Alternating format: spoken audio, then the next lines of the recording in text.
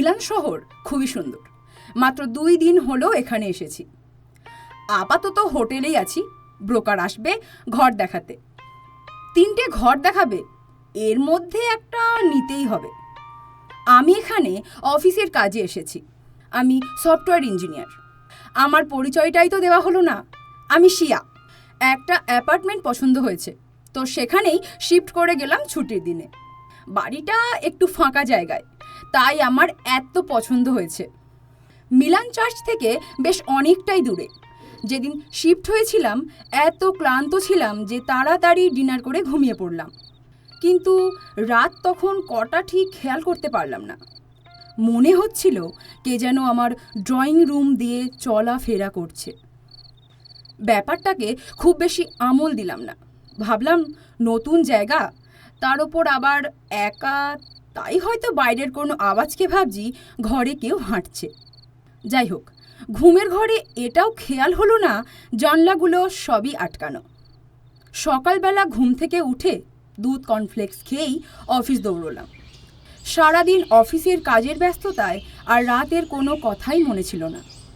Office ছুটির পর বন্ধু অনির সাথে একটু মার্কেট গেলাম টুকিটাকি কিছু জিনিস কেনার জন্য। অনি আমার আগে মিলানে এসেছিল। ও এখানকার মোটামুটি সব জায়গায় চেনে। ওর সাথে কথা হচ্ছিল। ও জিজ্ঞেস করলো কোন অ্যাপার্টমেন্টে উঠেছি। আমি বললাম পিটার্স লেনের লিওসি অ্যাপার্টমেন্ট। শুনে কেমন যেন গম্ভীর হয়ে গেল। আমরা মার্কেটিং করে যে যার বাড়ি ফিরে গেলাম। ফিরে দারুণ একটা রান্না করে ডিনার করে বাড়িতে ফোন করে একটু কথা বলে ঘুমিয়ে পড়লাম। রাতের বেলা আবার সেই চলাফেরার আওয়াজ পেলাম। আমি সচরাচর ভয় পাই না, আজও পেলাম না। বিছানা থেকে উঠে পড়লাম, লাইট জ্বালালাম, পুরো ঘরটা তন্ন তন্ন করে খুঁজলাম। অদ্ভুত ব্যাপার, কিছুই দেখলাম না। আর আওয়াজটাও হঠাৎ করে বন্ধ হয়ে গেল। শুয়ে পড়লাম। ঘুমটা সবে এসেছে, আবার সেই আওয়াজ। উঠে আবার লাইট জ্বালিয়ে খুঁজলাম, কিছুই পেলাম না। আবার শুয়ে পড়লাম আর সাথে সাথে ঘুমিয়ে পড়লাম। সকালে উঠে সেই এক রুটিন, অল্প কিছু খেয়ে অফিসে দৌড়ানো। অফিস থেকে ফিরে এসে আবার সেই কিছু রান্না করে খাওয়া। না, আজ আর ঘুম এলো না। রাত প্রায় 2টো। ড্রয়িং রুমের ওদিকে ছোট আরও একটা বেডরুম আছে, যেটা ব্যবহার হয় না। সেই দিক থেকে সেই আওয়াজটা আসতে লাগলো। আমি চটপট উঠে পড়লাম রুমটার উদ্দেশ্যে। দরজাটা ধাক্কা দিয়ে খুলে ফেললাম। ঘরটা অন্ধকার ছিল। আমার স্পষ্ট মনে হলো একটা অস্পষ্ট ছায়া চলাফেরা করছে। আমার উপস্থিতিতে ছায়াটা মিলিয়ে গেল। আমার গাটা ছমছম করে উঠল। আমি আবার দরজাটা বন্ধ করে দৌড়ে আমার বেডরুমে ঢুকে দরজা দিয়ে দিলাম। গলাটা শুকিয়ে গেছিল। বেশ খানিকটা জল খেলাম। না, সারা রাত আর ঘুম এলো না। ভোরের আলো ফুটতেই স্নান করে একটু দুধ খেয়ে অফিসে বেরিয়ে গেলাম। আজ ভেবেছিলাম অফিসের কোনো এক কলিগের বাড়িতে রাতে থাকব। তারপর ভাবলাম ভয় পেলে চলবে না। সাহস করে বাড়িতে ফিরলাম। আগের রাতে ভালো ঘুম হয়নি বলে শরীরটাও ভালো লাগছিল না, তাই আর রান্না করলাম না। বাইরে থেকে পিৎজা অর্ডার করে দিলাম। তাড়াতাড়ি খেয়ে একটা সিনেমা চালালাম। সেটা দেখতে দেখতে কখন যে ঘুমিয়ে পড়েছি জানি না। ঘুম ভাঙল সেই আওয়াজে। আমি সব লাইট জ্বালিয়ে খুব আস্তে আস্তে সেই ঘরটার দিকে এগোলাম আর দরজা খুলে দিলাম। আমি দেখলাম এক অস্পষ্ট নারী মূর্তি কাঁদছে ফুঁপিয়ে ফুঁপিয়ে। আমি পাথরের মূর্তির মতো দাঁড়িয়ে রইলাম। সেই সুন্দর নারী মূর্তি ক্রমশ ভয়ঙ্কর রূপে পরিণত হতে থাকলো, আর সেই কান্না রক্ত জল করা হাসিতে পরিণত হলো। আমার মাথা ঘুরে গেল। আমি জ্ঞান হারালাম। বেশ খানিক বাদে জ্ঞান ফিরল। আস্তে আস্তে উঠে বসলাম। একটু ধাতস্থ হয়ে প্রায় টলতে টলতে বিছানায় গিয়ে এলিয়ে পড়লাম। ঘুম ভাঙল অনেক দেরিতে। অফিসে ফোন করে বললাম আজ ঘর থেকে কাজ করব। দুপুরের দিকে অনি ফোন করলো। ওকে সব ঘটনাটা বললাম। অফিস ছুটির পর অনি আমাকে দেখতে এলো। ও বলল আমাকে বাড়িটা পাল্টাতে, কিন্তু এত তাড়াতাড়ি তো আর বাড়ি পাওয়া যায় না। যাই হোক, অনির সাথে বসে কফি খেলাম আর বললাম এই টপিকটায় কথা বলতে আর ভালো লাগছে না। অনিও বলল, সেই ভালো, আমরা বরং আসছে ছুটির দিন কোনো একটা ভালো জায়গায় ঘুরতে যাব। অনি যতক্ষণ ছিল ওই ঘোরবার ব্যাপারেই কথা হতে থাকলো। মনের ভেতরের সেই ভয় বেশ খানিকটা কমল।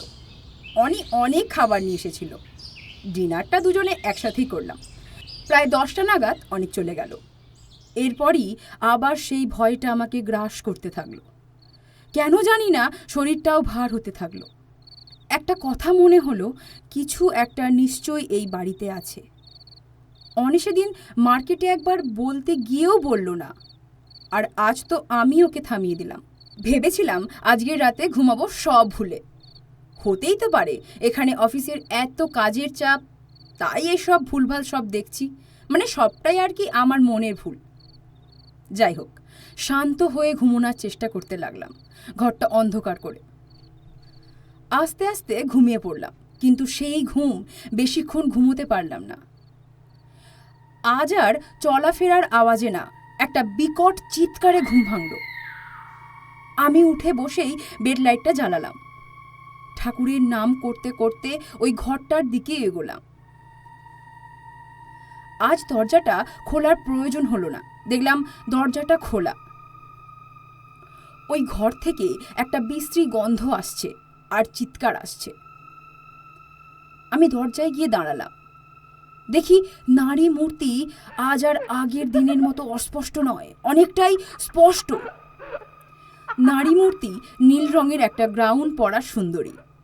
সে খুব হিংস্রভাবে তাকাচ্ছিল, চোয়াল বেয়ে রক্ত গড়িয়ে পড়ছে। আমার খুবই ভয় লাগছিল।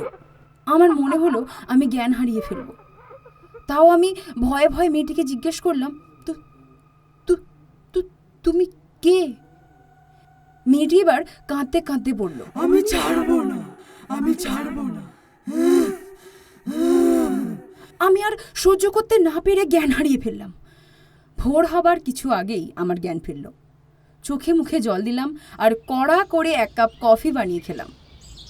আর ভাবতে লাগলাম আমার সাথে কি হচ্ছে এগুলো। আর এই সুন্দরী ভয়ঙ্কর মেয়েটাই বা কে? কি চায় আমার কাছে? আকাশ পাতাল ভাবতে ভাবতে মনে হলো অনিককে ফোন করি। অনি ফোন তুলল বেশ কয়েকবার ফোন করার পর। ও বলল আজ অফিসে আসতে হবে, কারণ সবে এসেই তো ঘর থেকে কাজ করা উচিত নয়। কিছু খেয়ে অফিসে যাওয়ার জন্য বেরোবো, কিন্তু বেরোবার আগে ভাবলাম একবার ওই ঘরটা দেখি। দেখলাম ঘরটা একদম স্বাভাবিক। অফিসে গিয়ে কাজে মন দিলাম। আমি আর অনি একসাথে লাঞ্চ করতে গেলাম। এত সহজে নতুন ঘর পাওয়া যাবে না, আর যতদিন পাওয়া যাবে না ততদিন আমাকে ওই বাড়িতেই থাকতে হবে। আমি কিন্তু নাছোড়বান্দা, বললাম তোমাকে বলতেই হবে। অনি বলতে লাগলো, আমাদের অফিসের এক কলিগ ওয়াইফকে নিয়ে ওই ঘরটায় থাকতে এসেছিল আজ থেকে 5 বছর আগে। সেখান থেকেই শুরু আজকের এই ঘটনায়। রিক আর পিঙ্কি নতুন সংসার শুরু হলো মিলানে। মাত্র 2 মাস তাদের বিয়ে হয়েছে। মিলানে রিক অফিসের কাজে এসেছে। রিক তাই তার সাথে তার বউকে নিয়ে এসেছে। এখানে ওরা 1 বছর থাকবে। শিল্পী দেবী মানে রিকের মা চাননি পিঙ্কি রিকের সাথে আসুক, কারণ তিনি চেয়েছিলেন পিঙ্কি তার কাছে থাকবে আর শিল্পী দেবী আর তার মেয়ের দেখাশোনা করবে। কিন্তু রিক মাকে বোঝালো এখানে কাজের লোক পাওয়া যায় না, তাই পিঙ্কি না গেলে খুবই অসুবিধা হয়ে যাবে। রিকের মা রিকের মামা বাড়িতে থাকেন। উনি ডিভোর্সি। উনি চেয়েছিলেন পিঙ্কি আসলে ওনাদের কিছুটা খরচ কমবে। রান্না আর আনুষঙ্গিক কাজের যে দিদি আছেন তাকে ছাড়িয়ে দেবেন। কিন্তু ছেলের মুখ চেয়ে আর বেশি কিছু বললেন না। পিঙ্কি কিন্তু বিয়ের পর থেকেই বুঝতে পেরেছিল তার ভুল জায়গায় বিয়ে হয়েছে, কারণ বউ ভাতের পরের দিনে শিল্পী দেবী সমস্ত গয়না পিঙ্কির কাছ থেকে নিয়ে নিয়েছিলেন। যাই হোক, পিঙ্কির নিজের একটা সংসার হলো। সে ভেবেছিল রিক হয়তো এখানে এসে পাল্টে যাবে, কিন্তু এখান থেকেই একটা অধ্যায় শুরু হবে, সেটা কি পিঙ্কি জানতো? এই পর্যন্ত বলে অনি 1 কাপ কফি নিয়ে আসলো। অনি, তুমি এত কিছু পিঙ্কির ব্যাপারে জানলে কিভাবে? অনি বলল, বলবো, তবে এখন নয়। বাকি গল্প কালকের জন্য না হয় তোলা থাক। আজ বললে ভালো হতো না? অনি বলল, না শিয়া, কিছু কাজ আরও বাকি আছে। তাছাড়া কাল তো শনিবার, ছুটির দিন কফি খেতে খেতে জমিয়ে গল্পটা বলা যাবে। ফিরে তো সেই বাড়িতেই যেতে হবে। না, তার এই বৃথা চিন্তা অফিস ছুটির পর। অনি জানালো সে আজ শিয়ার বাড়িতে থাকবে। শিয়া অনেক ধন্যবাদ জানালো অনিককে। অনি হাসতে হাসতে বলল, এই সবের কোনো প্রয়োজন নেই। অনি সেই ছোট্ট বেডরুমে শুতে চাইল। ওখানেই তো প্রতিদিন সেই নারীকে দেখতে পাচ্ছে। অনিককে এই বিপদের মুখে কিছুতেই ঠেলে দিতে পারে না। অনির সেই এক জেদ, ও জেদ করে শুলো। অনেক রাতে শিয়ার ঘুম ভেঙে গেল। না, আজ কোনো ভয়ঙ্কর চিৎকার বা কান্নার আওয়াজে নয়, অনির ফিসফিস করে বলা কথার আওয়াজে। শিয়া আস্তে আস্তে এগোলো ঘরটার দিকে। সরাসরি ঢুকলো না, বাইরে দাঁড়িয়ে অনির কথাগুলো শুনতে লাগলো। অনি বলল, পিঙ্কি, তোমার খুবই কষ্ট হয়, আমি বুঝি, কিন্তু কিছু করতে পারি না। তোমাকে দেখে সবাই ভয় পায় কেন? তুমি এমন করে সবাইকে ভয় দেখাও। আমার পিঙ্কিকে সবাই ভয় পাবে এটা জানি না কেন ভাবতে যে বড় কষ্ট হয়। এইসব কথার মাঝেই আমি ঘরে ঢুকে পড়লাম আর দেখলাম সেই নারী মূর্তি হাওয়ায় মিলিয়ে গেল। আমি দেখি অনি অঝরে কাঁদছে। আমি অবাক হয়ে ওকে জিজ্ঞাসা করলাম, কি হয়েছে, আর পিঙ্কিকে ও কেমন করে চিনল? কথাগুলো বলতে বলতে অনুভব করলাম ঘরের ভিতরটা আস্তে আস্তে খুবই ঠান্ডা হচ্ছে। যদিও আমার ঘরের রুমে হিটার আছে, ঘরের পরিবেশটাও বেশ ভারী হয়ে উঠেছে এবং ঘরে একটা দুর্গন্ধ আসছে। অনি আর আমি চুপচাপ বসে এগুলো অনুভব করছি। হঠাৎ সেই নারী মূর্তি আবার দেখা দিল। তার চোখে একটা হিংস্র ভাব, ঠিক যেমন রক্ত শূন্য হলে হয়। মুখে একটা ক্রূর হাসি, চুলগুলো যেন অস্বাভাবিক রকম বড়। আমার চোখের সামনেই এগুলো হচ্ছে আর আমি সেগুলো দেখছি। জ্ঞান হারায়নি, হয়তো অনি আছে বলে কিছুটা ভরসা পেয়েছি। অনি খুবই উত্তেজিত হয়ে পড়ল আর চিৎকার করে বলল, কি চাও তুমি পিঙ্কি, কি চাও? প্রেতাত্মা খিলখিল করে হাসতে হাসতে বলল, প্রতিশোধ, প্রতিশোধ, প্রতিশোধ। অনি বলল, তুমি তো এমন ছিলে না পিঙ্কি, আমার পিঙ্কি তো এত নিষ্ঠুর নয়। প্রেতাত্মা এবার ফুঁপিয়ে কেঁদে উঠল। আমি আর সহ্য করতে পারলাম না। গায়ের জোরে কোনো মতে নিজের শরীরটাকে টেনে ঘরে এসে বিছানায় শরীরটাকে এলিয়ে দিলাম। আমি আর অনেকক্ষণ চুপচাপ বসে আছি। কেউ কোনো কথা বলতে পারছি না। নীরবতা ভঙ্গ আমি করলাম। আমি সরাসরি অনেককে জিজ্ঞাসা করলাম, তুমি কি এই পিঙ্কিকে পার্সোনালি চেনো? অনেকক্ষণ অনি কোনো উত্তর দিল না। শেষে দীর্ঘ শ্বাস ফেলে হ্যাঁ সূচক সম্মতি জানালো। আমি প্রশ্ন করতে যাচ্ছিলাম, কিন্তু আমাকে থামিয়ে দিয়ে অনি বলল, কালকের গল্পটা কিন্তু বাকি রয়ে গেছে। আমি আর কিছু বলতে পারলাম না, চুপ করে গেলাম। অনি শুরু করলো তার গল্প। মিলানে আসার পর প্রথম কয়েকদিন পিঙ্কির বেশ ভালোই কাটলো। সে মনে মনে ভাবলো এবার বোধহয় রিক পাল্টে যাবে, রিক ওকে খুব ভালোবাসবে। কলকাতায় যেমন রিক মা দিদি বোনের কথা শুনে পিঙ্কিকে যেমন অপমান করত, এবার বোধহয় সেগুলি বন্ধ হবে। পিঙ্কির বিয়ের পর যে কদিন শ্বশুরবাড়ি ছিল, শিল্পী দেবী পিঙ্কিকে অপমান তো করেছেন, গায়ে হাত পর্যন্ত তুলেছেন। আর শিল্পী দেবীর মেয়ে মানে টুস্কি যখন তখন তার বৌদিকে অপমান করতে দ্বিধাবোধটুকু করেনি। টুস্কির শ্বশুরবাড়ি রিকদের বাড়ির কাছেই, তাই সে বর নিয়ে যখন তখন চলে আসতো বাপের বাড়ি। আর টুস্কির বাপের বাড়ি আসা মানে পিঙ্কিকে দিয়ে ফায় ফরমাস খাটানো এবং অপমান জ্বালা যন্ত্রণা দেওয়া। রিকের সামনেই কতবার টুস্কি পিঙ্কিকে অপমান করেছে, কিন্তু রিকের তাতে কিছু যায় আসে না। তার স্পষ্ট কথা, আমার একটা জগৎ আছে, সেই জগৎটা শুধুমাত্র মা বোন আর দিদিকে নিয়ে, সেই জগতে তোমার কোনো স্থান নেই। পিঙ্কি এই কথা শুনে খুবই অবাক হয়েছিল, কিন্তু তেমনভাবে কোনোদিন প্রতিবাদ করতে পারেনি। তার ভালোবাসা হারানোর খুবই ভয় ছিল। হলোই বা রিক তাকে ভালোবাসে না, কিন্তু সে তো খুবই ভালোবাসে রিককে। পিঙ্কি আগেও একবার ভালোবাসা হারিয়েছিল, তাই সে আর চায়নি দ্বিতীয়বার ভালোবাসাটাকে হারাতে। এখানে আসার কিছুদিন বাদে দুপুরবেলায় হঠাৎ করে ফোন এলো পিঙ্কির ফোনে। ওপাশের হ্যালো শুনে পিঙ্কির বুকটা কেঁপে উঠল। পিঙ্কি গম্ভীর গলায় বলল, বলো কি দরকার? ওপাশের পুরুষ কণ্ঠ বলল, আমি তো তোমাকে দরকারে ফোন করিনি পিঙ্কি। পিঙ্কির দুর্বল মন কিন্তু কোনো রকম দুর্বলতা দেখালো না। সেরকম গম্ভীর স্বরেই বলল, কোনো পরপুরুষ আমাকে ফোন করুক আমি চাই না। তুমি কেন আমাকে ফোন করেছো? ওপারের ব্যক্তি বলল, তুমি কেমন আছো জানতে বড় ইচ্ছে করলো যে। পিঙ্কি বলল, আমি বেশ ভালো আছি, স্বামীকে নিয়ে সুখে সংসার করছি। আর শোনো, তুমি আমাকে আর কোনো দিন ফোন করো না। বলেই ফোনটা কেটে দিল পিঙ্কি। ফোন কেটে দিয়ে সেদিন অঝরে কেঁদেছিল, কারণ ফোনে সে যা যা বলল সবটাই মিথ্যে ছিল। আজকাল রিক অনেক রাত করে ঘর ফেরে। পিঙ্কি জিজ্ঞাসা করলেই বলে, অফিসে অনেক কাজের চাপ আছে। রিক এখানে আসার পর থেকেই অনেক বেশি ড্রিঙ্ক করতে শুরু করেছিল। ড্রিঙ্ক করে মাঝে মধ্যেই সে পিঙ্কিকে শারীরিক নির্যাতন করত। পিঙ্কি এসব সহ্য করে যাচ্ছিল, এই আশায় যদি কখনো রিক পাল্টে যায়। কিন্তু না, রিকের মতো ছেলেরা পাল্টায় না। এই পর্যন্ত বলে অনি শিয়ার কাছে কফি চাইল। শিয়াও ব্যস্ত হয়ে কফি নিয়ে আসলো আর বলল, সো সরি অনি, আমি তোমাকে কফির অফার করতে ভুলেই গেছি। আসলে কেন জানি না গল্পের মধ্যে একদম ডুবে গিয়েছিলাম। অনি হেসে বলল, ইটস ওকে। অনি আবার গল্পটা শুরু করলো। রিকের ব্যবহার দিনে দিনে পিঙ্কির প্রতি খারাপ হতে লাগলো। এরকমই একদিন রিক যথারীতি প্রচুর ড্রিঙ্ক করে ফিরেছিল, আর ড্রিঙ্ক করার পর পিঙ্কিকে অকারণে মারতে লাগলো। পিঙ্কি বুঝতেই পারত তার শাশুড়ি আর ননদ রিককে যা যা শিখিয়ে দেন রিক তাই তাই করে। পিঙ্কি সেদিন প্রথম প্রতিবাদ করলো। সে রিককে গায়ের জোরে বাধা দিল এবং সফল হলো, এবং দৃঢ় স্বরে বলল, রিক এভাবে আর চলতে পারে না।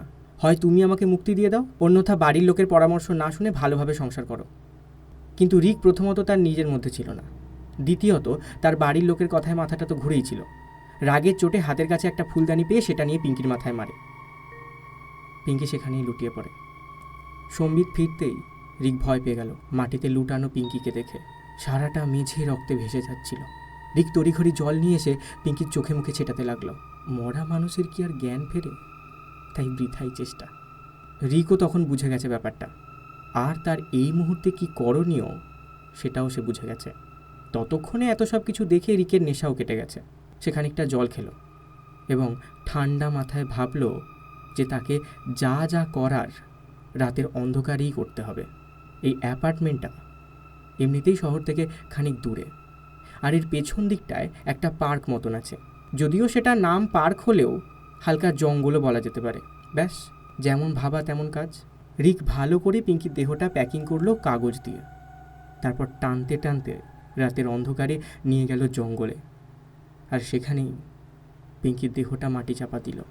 কেউ কিচ্ছু জানতে পারল না। ঘরে ফিরে রিক মেঝের রক্ত পরিপাটি করে সাফ করলো আর সকাল হওয়ার অপেক্ষা করতে লাগলো। আর সকাল হওয়ার পর প্ল্যান মাফিক রিক গেল লোকাল পুলিশ স্টেশনে। সে বলল, কাল রাত থেকেই ওর ওয়াইফ মিসিং। পুলিশ সেই হিসেবেই খুঁজতে লাগলো পিঙ্কিকে। রিক পুরোটাই আগে থেকে প্ল্যান করে রেখেছিল, তাই একবারের জন্য পুলিশ তাকে সন্দেহ করল না। এইভাবে রিক একটা পাপ খুবই সহজে চাপা দিয়ে দিল। এতখানি বলে অনিক থামল আর শিয়ার দিকে চেয়ে দেখল সে অনির দিকে তাকিয়ে আছে। তার চোখে অনেক প্রশ্ন। গল্পটা এখান থেকেই শুরু। আমি সরাসরি অনিককে জিজ্ঞাসা করলাম, সে এত কথা কি করে জানল? অনি বলল, পিঙ্কি সেই প্রাক্তন প্রেমিক আমি। আর মিলানে কাজ নিয়ে এসেছে সে শুধুমাত্র পিঙ্কির জন্য। শিয়ার মনে একই প্রশ্ন, রিকের কোনো শাস্তি হলো না কেন? শিয়ার মনের কথা মনে হয় বুঝলো, আর সেটা বুঝেই অনি বলল, রিকের শাস্তি পিঙ্কি ছাড়া আর কারোর দেওয়ার সাধ্য নেই। শিয়া অনিকে বলল, তুমি কেন পুলিশকে সব কথা বলছো না? সব বললেও প্রমাণ করাটা খুবই কঠিন। বর্তমানে রিক মিলানেই একটা অন্য কোম্পানিতে চাকরি নিয়েছে। শিয়া তখন অনিককে বলল, রিকের সাথে ভালো করে আলাপ জমাতে হবে, আর তারপর রিককে এই বাড়িতে নিয়ে আসতে হবে। এক কাপ কফি নিয়ে শিয়া আর অনি মিলে প্ল্যান করতে লাগলো কিভাবে পিঙ্কিকে ন্যায় দেওয়া যায়। অনেক আলোচনার পর ঠিক হলো মিলানে বাঙালি অনেক কম, তো রিককে প্রথমে বন্ধুত্বের জালে ফাঁসাতে হবে। যেমন কথা তেমন কাজ। রিক প্রতি শনিবার মার্কেট স্কোয়ারে বেড়াতে আসে। অনি আর শিয়া এই সব তথ্যগুলি অনেক দিন আগে থেকেই সংগ্রহ করছিল রিককে ফলো করে করে। এইরকম একটা শনিবারে অনি আর শিয়াও গেল মার্কেট স্কোয়ারে। বাঙালিরা বিদেশেতে সাধারণত আরেক বাঙালিকে দেখলেই সেধেই আলাপ করতে থাকে। সেই রকমই অনি আর শিয়া এক প্রকার সেধেই আলাপ করল রিকের সাথে। রিক নিজেকে ওদের কাছে অবিবাহিত হিসেবে নিজের পরিচয় দিল। অনি আর শিয়া এভাবে বেশ কিছুদিন মিশল রিকের সাথে এবং খুব ভালো বন্ধুত্ব করে ফেলল। এরপর এক শনিবার শিয়া রিককে আমন্ত্রণ করলো ওর বাড়িতে। রিক যাবার জন্য রাজিও হলো, কিন্তু মুশকিলটা হলো শিয়ার বাড়ির অ্যাড্রেস শুনে রিক কেমন যেন উসখুস করতে লাগলো। অনি জিজ্ঞেস করলো রিককে, কাজ অসুবিধা? রিক জানালো কোনো অসুবিধাই নেই।